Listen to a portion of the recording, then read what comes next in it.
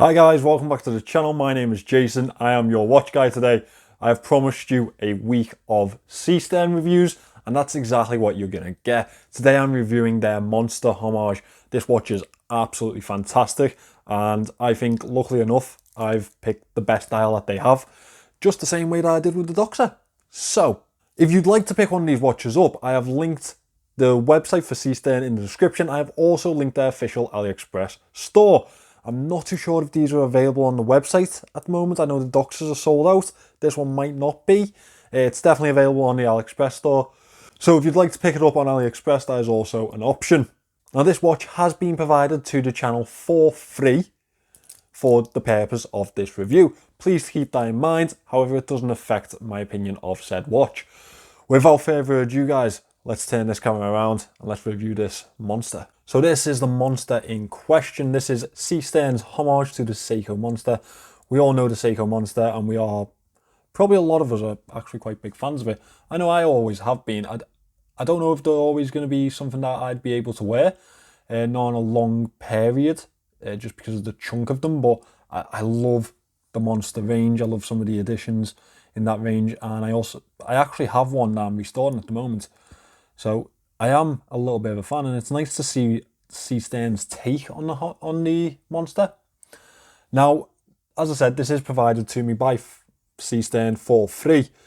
So on the Seestern website, it is $175. I've linked that below. On AliExpress, on their official store, it is £135.10. Again, I have linked that below. That is an affiliate link. Be aware of that, please. Now, as you probably guessed, this is packed with a Seiko NH movement. It is the NH36 movement. As you can see, we have a day and date function on this one. The dimensions of it are probably smaller than you expect when you see these in pictures, or you see them on wrist. This is 42 millimeters in diameter. It is 13.5 millimeters thick, which is shorter than I expected it to be. Lug to lug, we have it in a 47.8 millimeters, and these lugs are 20 millimeter lugs. They do seem, the bracelet seems to be bigger. That's, however, because it's got a protruding end link here to the lugs. That gives a nice effect, a nice bulky effect, while sticking to a very reasonable lug size and keeping the form of that case. Now, as we talk about cases, obviously 316L stainless steel, not more than you expect, not less. We have a mixture of brushed and polished finishings around the casing. As you can see, we have these indents here, very synonymous to the Seiko Monster. They are polished in the depths. However, the actual outer edge of the watch is vertically brushed, and it is actually quite nicely vertically brushed. The finishing on it is pretty good. We have circular brushing around the shroud on the top here and down to the bottom. As you see, we do have crown guards surrounding this nailed screw down crown. I'll just unscrew that. As you would guess, it is the day on the first click and the time on the second. Screw that one back in. I like the nailing on this crown, it makes it really easy to use. We also have the Seestern logo imprinted on the edge of the crown, which is nice to see. It's nice to see that they have added that in. You don't get that on a Seiko. I really do like the notches on the sides of this casing. I think it leaves a really nice effect to the watch itself.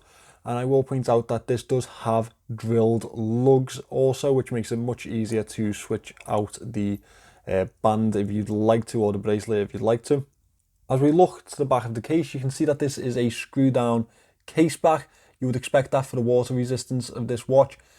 It is again with the usual information on the outer edge of that case back, and we have the Japanese wave on the center with the Seestern starfish imprinted on there too. It's actually a really nice case back. I do like the case backs on these. I do think they're a nice twist on a nice Japanese piece of art. Now let's move on to the bezel here. We have a very firm bezel on this one, no play in it, or none that's noticeable, I guess. That is a 120 click unidirectional bezel, as you expect from a diver. We have a 15-minute dive indicator over here on the side. We have very large Arabic numerals. Again, that is very keeping with the monster style. Now, the bezel is imprinted with the black markings, but we have a very nice level of brushing on the outer edge. And you can see the machining to this watch is actually quite nice.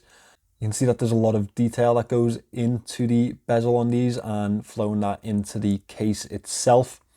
Up at the top here, we have a lume pip, and we have the large triangular marker for the 12 o'clock. This is a sapphire crystal. It is slightly domed, as you can see there. Now, I really like the slightly domed sapphire crystal on this. And sapphire is a step up from the original monster also. Altogether, this case provides the watch with 200 meters of water resistance, which is a standard for diving, I believe. Personally, I don't really call a watch a dive watch unless it's got 200 meters or more. I think that's a set, that's an entry level, I believe. Now, as we move past the casing of this watch, we move into this absolutely gorgeous dial. It has an almost denim-like feature to it. Now, when I first saw it, the first thing that popped into my mind was the Grand Seiko birch, white birch. I don't know if you've seen that, but it is an absolutely gorgeous dial. Go check that out if you haven't. It has this type of texture to it. Obviously, nowhere near the Grand Seiko level, but that's the type of thing that it did remind me of. It has a chapter ring on the outer edge that flows into the dial itself, and it gives a little feeling of depth on this watch. We have the usual triangular, almost monster-like teeth indices applied to the dial on here. They are loomed, they are pointed, and they look absolutely fantastic. We have larger triangles at the 9 and 6 with a double at the 12. Over here at the 3, we have the day-date complication, and that has a really nice white border around it. The minute track is printed to the chapter ring. We have really elongated minute markers on this one, and they do really flow into the center of the dial. It really draws your eyes to the center of this watch, to the dial of this watch. Up at 12 o'clock, we have this Seestern logo, and we have automatic 200 meters down at the 6. The handset on this one is a very monster samurai style handset with this large pointed arrow hour hand and a sword like minute hand. When they line up together, they almost look like a rocket to me. We have a arrowhead second hand taken away with a really nice triangular counterbalance. The finishing on the outer edge of this handset makes it almost look like gloss black, which is a very nice feature to it. It almost highlights the handset itself. Now, you're going to want to see the lume on this one. After the Doxa homage, you know what we're expecting. So let me get these lights out and we'll see what we're dealing with here. And the lume in this one lives up to the hype of the Doxa, I think. It's absolutely fantastic. As I said in the Doxa homage review, Pascal is the gent who brought us Wicked Watch Co, and those watches were absolutely packed with lume. This is actually Japanese standard lume. It's not Chinese mixed lume, it is Japanese. He has assured me of that. We also have a loomed date and day window, which is fantastic to see.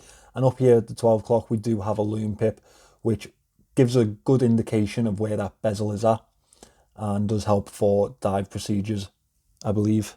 So again, Seestern coming home with that lume, absolutely fantastic to see.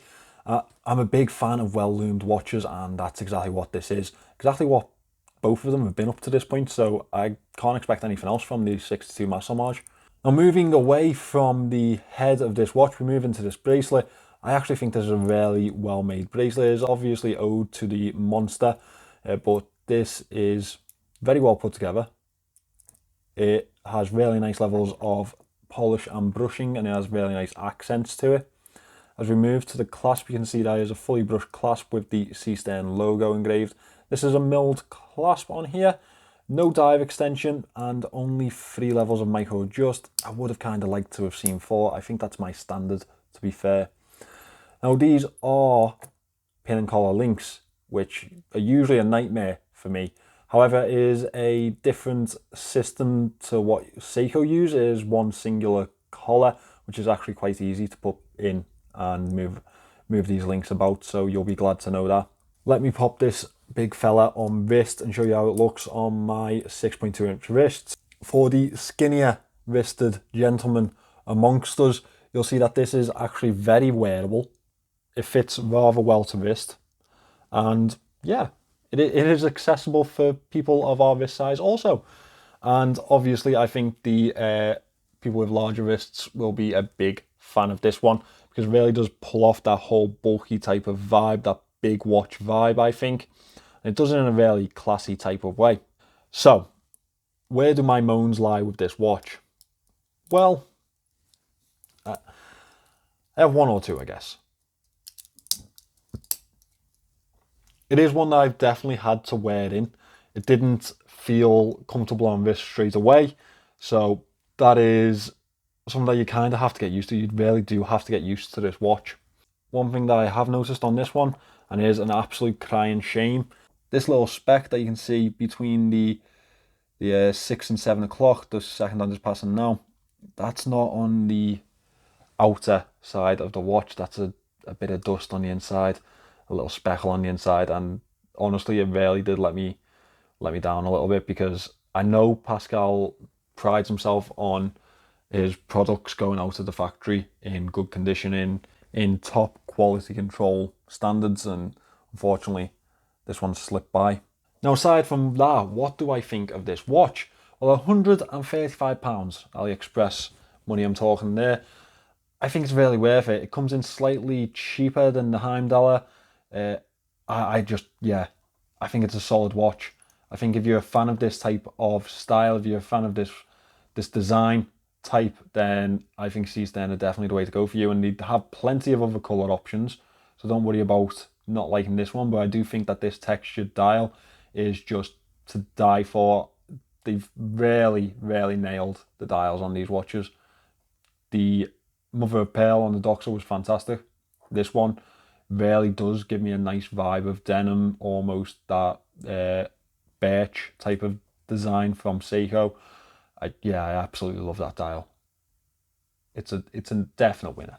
So guys, I think you can call that 2 wins out of 2 for Seestern. They've really come out of the corner swinging with this brand. I just think that the free watches that I've received, I can't really speak for everyone else, but the free watches that I've received for the prices that they offer them at, I think the bargains, I really do. That lume really just, it's like the bow on top of the gift, on top of the box, you know what I mean? It just tips it over for me. I just think they're fantastic watches, and I can't wait to see what they're doing next.